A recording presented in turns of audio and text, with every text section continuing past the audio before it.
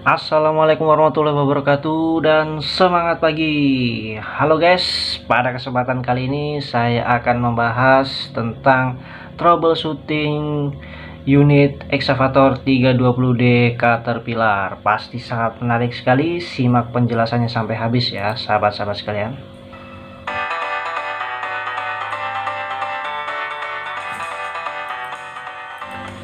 Pertama-tama marilah kita panjatkan puji syukur kita kepada Allah Subhanahu wa taala karena berkat limpahan rahmat serta hidayahnya kita bisa diberikan kesehatan dan keselamatan sampai pada hari ini guys, sehingga kita bisa menonton channel Mas Karebet dengan hati yang gembira. Oke guys, jadi pada kesempatan kali ini kita akan membahas tentang unit 320D ya, Caterpillar sahabat sekalian. Nah, jadi untuk unit 320D Caterpillar ini adalah salah satu produk unggulan daripada excavator Caterpillar ya, terutama yang di small loader ya sahabat sekalian ya. Nah, jadi 320D ini adalah kompetitor dari PC200. Nah, 320D sendiri itu memiliki kapasitas bucket sekitar 0,9 meter kubik ya sahabat sekalian ya. Nah, kurang lebih lah sama PC200 yang Komatsu ya sahabat sekalian ya. Nah, kemudian di 320D ini dia memiliki engine dengan tipe C6.4 ya sahabat sekalian ya. Nah, C6.4 ini bisa juga diartikan dengan 6400 cc atau 6,4 liter untuk total displacement engine-nya ya sahabat sekalian ya. Nah, kemudian sistemnya adalah common rail sahabat sekalian. Jadi sangat menarik sekali. 320D ini juga cukup banyak populasinya dan sahabat-sahabat sekalian wajib memahami karena di luaran sana itu banyak 320D yang siap untuk dikerjakan oleh sahabat-sahabat sekalian. Baik sahabat-sahabat sekalian, kita langsung memasuki sesi pertama, yaitu gejala-gejala yang terjadi di lapangan saat problem ini terjadi ya sahabat sekalian. Nah, jadi untuk problem ini adalah pengalaman dari salah seorang sahabat saya sahabat sekalian ya. Jadi untuk penjelasan atau seri-seri troubleshooting itu bukan hanya dari pengalaman saya saja sahabat sekalian, tapi juga bisa jadi pengalaman teman-teman saya, sahabat-sahabat saya dulu ya. Jadi kita itu bisa belajar dari pengalaman dari rekan-rekan kita sahabat sekalian. Jadi ilmu kita ini makin kaya ya sahabat sekalian ya. Jadi langsung saja, pada saat itu gejalanya adalah engine bisa start tapi tidak bisa running sahabat sekalian ya. Untuk elektroniknya kemungkinan dia masih bagus karena dia bisa start, bisa di crank, engine-nya bisa berputar tapi tidak bisa running ya sahabat sekalian ya. Kayak fuel nggak masuk gitu sih. Nah, kemudian dicek di monitor. Nah, di monitor ini tidak ada error kode ya sahabat sekalian ya, atau aktif kode. Baik sahabat-sahabat sekalian, kita masuk ke sesi kedua, yaitu sistem operasi dari fuel system di engine C6.4 milik 320D Caterpillar ini sahabat sekalian ya. Nah, jadi sistemnya adalah common rail ya. Nah, seperti yang sudah saya sebutkan tadi. Nah, jadi kalau common rail itu kita bagi dulu menjadi dua sistem sahabat sekalian. Nah, yang pertama adalah sistem low pressure dan kemudian yang kedua adalah sistem high pressure ya. Nah, untuk sistem low pressure-nya itu sangat sederhana ya. Jadi fuel itu dari tangki, kemudian dia masuk ke primary fuel filter, yang mana primary fuel filter ini dia bergabung juga bersama dengan water separator ya, pemisah antara fuel dan air sahabat sekalian. Nah, kemudian setelah dari primary fuel filter atau water separator, dia masuk ke yang namanya transfer pump sahabat sekalian. Nah, transfer pump ini adalah pompa kecil ya, atau pompa pensuplai dari tangki ke high pressure fuel pump atau supply pump. Nah, kemudian dari transfer pump itu outputnya adalah masuk ke secondary fuel filter dan tertiary fuel filter, sahabat sekalian. Nah, untuk 320D ini biasanya ada 2 filter atau 3 filter, tergantung tipe yang teman-teman punya ya, sahabat sekalian ya. Nah, dari tertiary fuel filter kemudian dia masuk ke supply pump atau high pressure fuel injection pump ya, sahabat sekalian ya. Cukup sederhana sekali. Sistem yang bekerja pada low pressure fuel system ini adalah sekitar di angka 60 psi saja ya. Jadi dia sangat kecil dan sangat mudah untuk pengecekannya, sahabat sekalian. Nah, kemudian sahabat sekalian kita masuk ke high pressure fuel system ya. Jadi kita awali dari fuel injection pump ya, atau high pressure injection pump atau supply pump. Itu sama saja ya, sahabat sekalian ya. Nah, jadi ini juga akan saya bagi nantinya menjadi 3 tempat ya, sahabat sekalian ya. Yang pertama adalah area fuel injection pump, kemudian area common rail atau rail manifold, kemudian yang ketiga adalah di area injektor ya, sahabat sekalian ya. Nah, pertama-tama kita bahas dulu di bagian supply pump, sahabat sekalian. Nah, jadi pada supply pump itu sendiri, dalamnya nanti seperti yang ada di layar ya, sahabat sekalian ya. Di dalamnya itu ada semacam kayak can shaft dan terdapat 2 loop cam ya, yang mana camnya ini berbentuk segitiga, sahabat sekalian.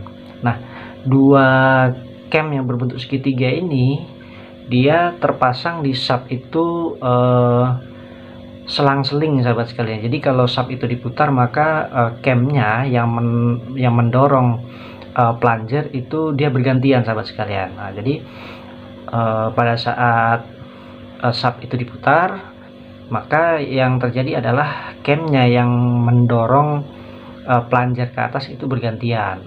Cam depan, cam belakang, depan, belakang, depan, belakang, atau kita beri nama ya, cam 1, cam 2, cam 1, cam 2, cam 1 kedua, cam 2, karena dia bentuknya segitiga, sahabat sekalian ya.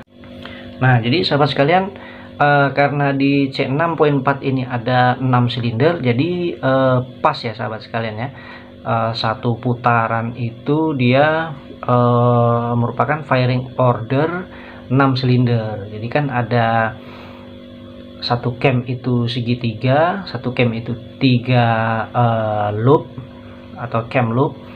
Jadi karena dia 2, jadi 6 cam loop semuanya, sahabat sekalian ya. Nah, kemudian sahabat sekalian,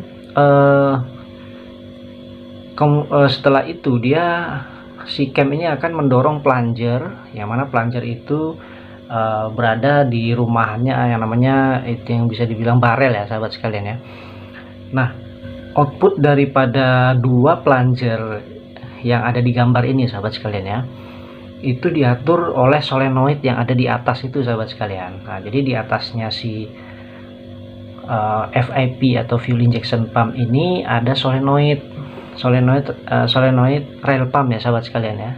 Dia mengatur bergantian untuk merilis pressure yang ditimbulkan oleh cam loop tadi dan plunger tadi, sahabat sekalian ya. Jadi dia akan bergantian karena camnya pun dia berselisih, jadi operasinya pun bergantian ya, sahabat sekalian. Jadi yang diatur oleh si solenoid itu nanti outputnya adalah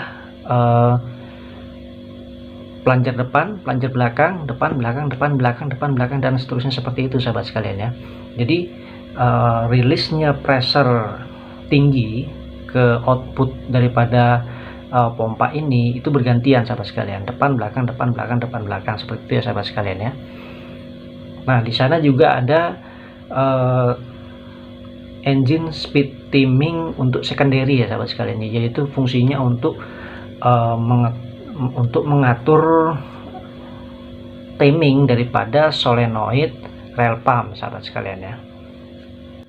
Nah, kemudian sahabat sekalian, high pressure fuel yang dikirim dari fuel injection pump tadi itu masuk ke rail manifold, sahabat sekalian ya, atau biasa juga disebut dengan common rail ya. Nah, kita bisa lihat di sana untuk outputnya itu ada 6 dan inputnya 1 sahabat sekalian ya. Nah jadi di sana ada juga rally valve ya. Nah, seperti yang ada pada gambar. Fungsinya rally valve ini adalah mencegah over pressure sahabat sekalian. Jadi untuk sistem pressure pada common rail ini itu di angka sekitar 21 sampai 23.000 PSI sahabat sekalian. Wah ini luar biasa sekali ya. Jadi sangat tidak diperbolehkan dan dilarang keras untuk silinder cutout melalui rel manifold ini sahabat sekalian. Nggak boleh sama sekali ya, karena itu sangat berbahaya. Ini pressure tinggi dan itu bisa melukai orang yang melakukan cutout manual pada rel manifold ini sahabat sekalian. Nah ini bukan FIP ya. Kalau FIP itu boleh dilakukan cutout manual, tapi kalau rel manifold ini itu tidak boleh sahabat sekalian ya, karena pressure-nya sangat tinggi sahabat sekalian. Nah kemudian di sana juga ada pressure sensor ya untuk rail pump pressure itu sendiri. Jadi dia memonitor pressure yang ada di rail pump sahabat sekalian. Nah di sini juga kalau pressure-nya itu turun drastis, maka juga akan terjadi error ya sahabat sekalian ya. Nah jadi sahabat sekalian, pada rail pump ini dia pressure standby ya sahabat sekalian ya.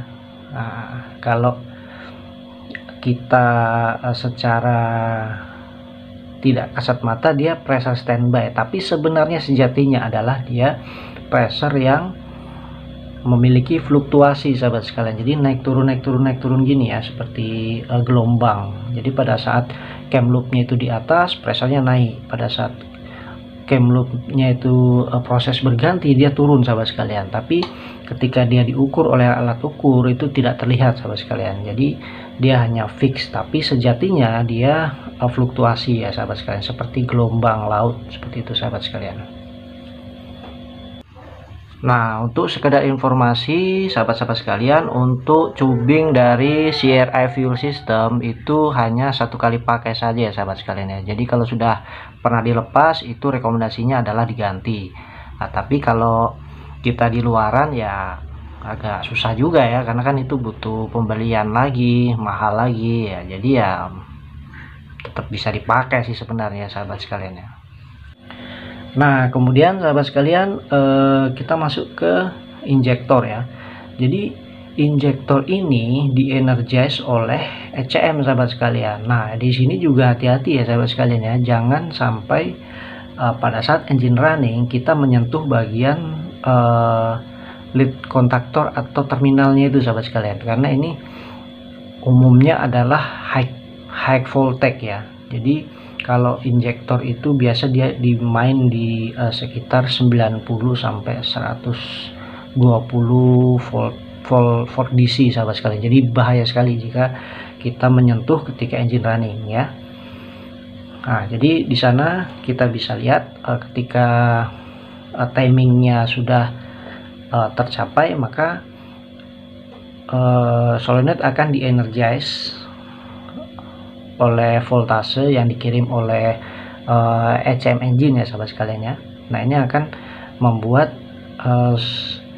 plunger yang ada di yang ada di injektor ini atau valve ya, itu terangkat ke atas. Nah ketika terangkat ke atas, maka fuel yang dari inlet itu dia terinjek ke bawah ya, ke nozzle, dan terkabutkan ke ruang bakar sahabat sekalian ya. Nah jadi seperti itu cara kerja daripada injektor ini sahabat sekalian. Nah jadi seperti itu ya sahabat sekalian ya, cara kerja atau sistem operasi sederhana atau yang singkat saja saya jelaskan dari sistem common rail untuk engine C6.4 Caterpillar miliknya 320D ya sahabat sekalian ya.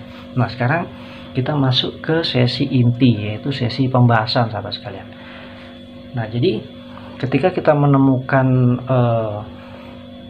engine cannot running tapi dia bisa start ya, maka kita harus melakukan step-stepnya sahabat sekalian ya. Jadi kalau bisa jangan terlewat supaya tidak menemui hal-hal yang merugikan sahabat sekalian, yaitu mungkin salah vonis atau merusak komponen ya. Sebaiknya kita melakukan step-step ini. Nah, awalnya kita pisahkan dulu apakah problemnya itu di low pressure atau high pressure sahabat sekalian. Jadi mudah saja sahabat sekalian untuk mengetahui problem itu di low pressure atau high pressure. Jadi silahkan sahabat-sahabat sekalian, pada saat terjadi problem ini, untuk teman-teman yang minimalis ya, minimalis mungkin bekerja di luar ya, job luaran atau panggilan dari teman gitu kan yang punya unit 320D, bisa teman-teman buka aja itu outputnya dari fuel transfer pump ya sahabat sekalian ya. Pada saat engine tidak mau running, silakan aja buka itu, kemudian di crank ya. Seperti apa outputnya? Kalau dia mengalir deras ya, maka bisa dipastikan transfer pump kita ini bagus sahabat sekalian. Tapi kalau dia mengalirnya itu pelan sekali atau hanya ngucur saja, itu bisa dicurigai transfer pumpnya atau mungkin ada filter yang ngeblok ya, seperti itu ya sahabat sekalian ya. Jadi sangat sederhana sekali kalau untuk fuel low pressure sahabat sekalian ya. Nah, kemudian ketika kita sudah memastikan fuel low pressure-nya itu sudah tidak ada masalah, saya sarankan sih ganti filternya dulu nih sahabat sekalian ya, supaya kita tidak salah langkah ya. Jangan sampai nanti kita vonis yang high pressure yang mahal-mahal, ternyata dia hanya filternya aja, kan rugi kita sahabat sekalian ya. Baik sahabat sekalian, sekarang kita masuk troubleshooting step-stepnya untuk high pressure fuel system sahabat sekalian ya. Jadi sahabat-sahabat sekalian, pertama-tama kita harus memastikan dulu RPM daripada crank engine ya sahabat sekalian ya. Jadi spesifikasi daripada crank engine, syarat untuk dia bisa running adalah harus di atas 150 rpm ya sahabat sekalian ya. Jadi kalau di bawah itu dia akan sulit untuk running. Nah, jadi ketika kita menemukan RPM-nya ini di bawah 150, nah bisa jadi mungkin baterainya atau starting motornya berat ya sahabat sekalian ya. Nah, jadi seperti itu. Nah, ini bisa kita lihat di ET Service Tool sahabat sekalian, atau kalau bagi teman-teman yang tidak punya ET, bisa kita perkirakan saja sih, karena kalau dia lambat kan pasti kelihatan ya sahabat sekalian ya. Dia mungkin berat gitu kan karena baterainya itu low. Nah, seperti itu sahabat sekalian. Nah, kemudian yang kedua, kita lakukan pengecekan fuel rail pressure. Nah, ini sahabat sekalian, jadi sebenarnya kita harus punya namanya ET Service Tool sahabat sekalian ya. Nah, jadi agak sulit sih sebenarnya untuk teman-teman yang mungkin tidak memiliki ET tapi ingin mengerjakan unit 320D terutama di fuel system sahabat sekalian. Nah, jadi usahakan kita punya ET. Nah, kita bisa lihat di situ fuel rail pressure ya, atau ini adalah fuel daripada pressure daripada rail manifold itu tadi yang disensing oleh si sensor pressure tadi itu ya, sudah saya jelaskan tadi itu ya. Nah, jadi syaratnya untuk running, harap dicatat sahabat-sahabat sekalian, syaratnya untuk running fuel rail pressure itu harus di atas 3626 psi sahabat sekalian untuk engine C6.4 ini. Ketika dia di bawah 3626 psi, maka runningnya pasti akan sangat lama dan berat sahabat sekalian. Apalagi kalau sangat minim ya, hanya 1000, itu sudah pasti tidak bisa running sahabat sekalian. Syaratnya dia harus 3600 up ya, harus bisa running dengan lancar ya. Nah, gitu, itu kan lancar gitu kan. Tapi kalau nah, itu pasti ada keanehan sahabat sekalian. Bisa jadi mungkin pressernya di rel manifold ini udah kurang ya sahabat sekalian ya. Nah itu kita bisa lihat di ET sahabat sekalian. Nah jadi pada saat itu kawan saya ya, ternyata dia menemukan low pressure pada fuel rail manifold ini ya sahabat sekalian ya. Mungkin kalau nggak salah itu dia bilang di angka sekitar 2500-an saja, atau 2000 sampai 2500 lah. Jadi memang di bawah 3600 sahabat sekalian. Nah kemudian langkah ketiga sahabat sekalian nih, kita melakukan rail pump solenoid test. Nah itu kalau teman-teman yang punya ET nih. Nah kalau teman-teman yang nggak punya ET, nah ini agak sulit sebenarnya. Ini bisa dilewatkan aja dulu ya step ini, atau kalau ada unit lain yang bisa di swap atau di kanibal, silakan teman-teman kanibal dulu nih solenoid untuk rail pumpnya ya. Nah yang ada di atas itu kita ganti boleh. Nah, atau teman-teman yang punya ET silakan dilakukan tes solenoid ya, atau solenoid test pada ET service tool. Nah jadi kalau dia sukses berarti dia bagus sahabat sekalian ya. Jadi timing yang dikirim oleh ECM ke fuel pump itu sesuai ya sahabat sekalian ya. Kemudian sahabat sekalian, setelah dinyatakan solenoid testnya itu sukses, jadi tidak ada masalah ya dengan solenoid rail pumpnya ya sahabat sekalian ya.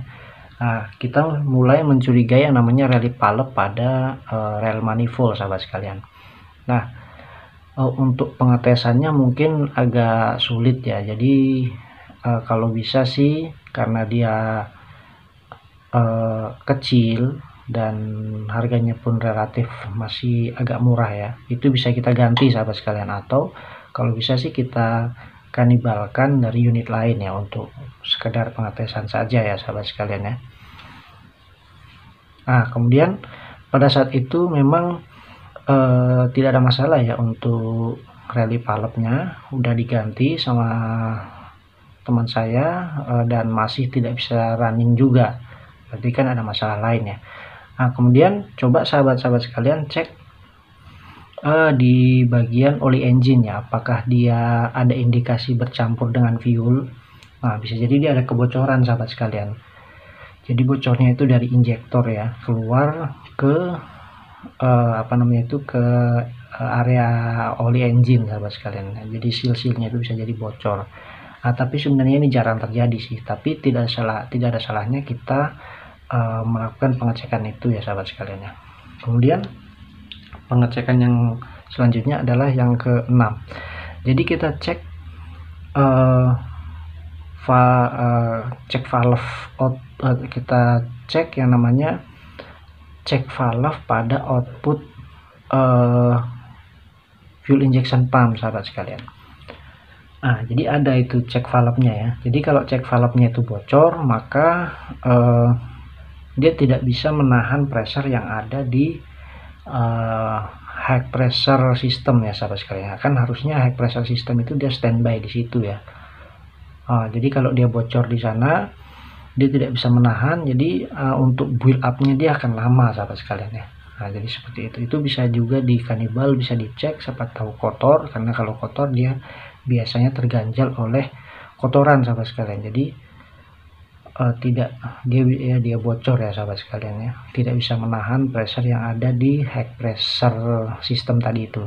Kemudian sahabat-sahabat sekalian, untuk langkah selanjutnya adalah kita cek kebocoran fuel pada injektor ke saluran return ya sahabat sekalian ya. Jadi mudah saja sih untuk melakukannya. Jadi kita butuh wadah ya, suatu wadah, kalau bisa sih gelas ukur, tapi kalau tidak ada gelas ukur itu bisa pakai botol aqua, itu bisa saja sahabat sekalian ya. Pada intinya adalah kita buka dulu di area bagian atasnya fuel injection pump itu, yaitu ada yang namanya fuel relief block sahabat sekalian. Nah itu saluran returnnya itu kita buka, kita ganti hose tool kita, atau Silahkan teman-teman dikreasikan sendiri. Intinya fuel yang keluar dari return line ini itu ditampung di suatu wadah ya sahabat sekalian. Nah kemudian sahabat sekalian, kita lakukan crank engine ya. Nah akan tetapi catatannya adalah diaktifkan dulu untuk engine shutdown-nya ya sahabat sekalian. Jadi engine crank disetting memang tidak bisa running ya, jadi hanya crank saja. Nah cranknya itu adalah 30 detik sahabat sekalian. Nah dalam waktu 30 detik itu catatannya baterai kita harus kuat ya, 24 volt, harus full charge, jadi tidak terjadi penurunan RPM pada saat proses 30 detik itu sahabat sekalian. Jadi baterai kita harus bagus. Nah kita crank ya, kita aktifkan dulu engine shutdown switch sehingga dia bisa crank saja tanpa merunning engine. Kita crank selama 30 detik, cenges 30 detik. Nah kita tampung sahabat sekalian fuel yang keluar dari sana. Nah jadi spesifikasinya adalah dia harus lebih kecil dari 38 ml sahabat sekalian. Jadi kalau di atas 38 ml itu bisa dipastikan injektornya udah bocor sahabat sekalian ya. Nah jadi seperti itu sahabat sekalian. Nah, jadi fakta yang terjadi adalah pada saat teman saya itu yang melakukan troubleshooting, nah ternyata yang keluar dari return line ini itu sangat banyak sahabat sekalian ya, ngocor sampai mungkin bisa 50 ml lebih ya sahabat sekalian, bahkan kalau nggak salah bisa sampai 100 ml kalau nggak salah waktu itu. Nah jadi kalau sudah seperti itu sahabat sekalian, bisa dipastikan injektornya yang kena. Nah karena kita tidak tahu injektor mana saja yang kena, sarannya adalah diganti semuanya sahabat sekalian ya. Jadi problemnya bisa clear ya sahabat sekalian ya. Nah baik sahabat sekalian, nah ini jika pengecekan kebocoran injektor ke return line ini hasilnya bagus, maka disarankan sahabat-sahabat sekalian meneruskan troubleshooting, yaitu pengecekan yang namanya timing.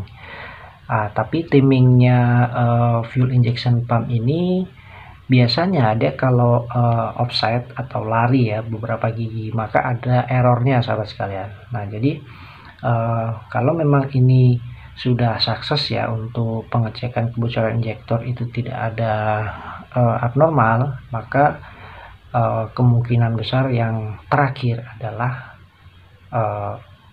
fuel injection pumpnya yang kena. Akan tetapi pada kasus ini, pada kasus teman saya ini, jadi hanya injektornya saja diganti, 6 pieces injektor dipasang, kemudian bisa running dengan baik sahabat sekalian ya. Nah jadi analisanya adalah injektor di bagian valve-nya itu sudah aus ya sahabat sekalian ya. Jadi fuel bertekanan tinggi yang lewat valve itu sudah bocor, jadi dia akan terbuang ke drain ya sahabat sekalian ya. Jadi ada beberapa injektor yang sudah loss di valve-nya, jadi terjadilah kebocoran fuel ke fuel return sahabat sekalian. Baik sahabat sekalian, untuk pertemuan kita kali ini problem unit 320D engine mau start tapi tidak bisa running, ternyata penyebabnya adalah injektor bocor fuel ke return line sahabat sekalian. Jadi diganti injektornya 6 pieces, masalah solve ya sahabat sekalian ya. Nah jadi itulah step-step yang bisa saya share ke teman-teman ya sahabat sekalian ya. Ini bisa dilakukan juga ketika sahabat-sahabat sekalian mengalami problem yang sama ya.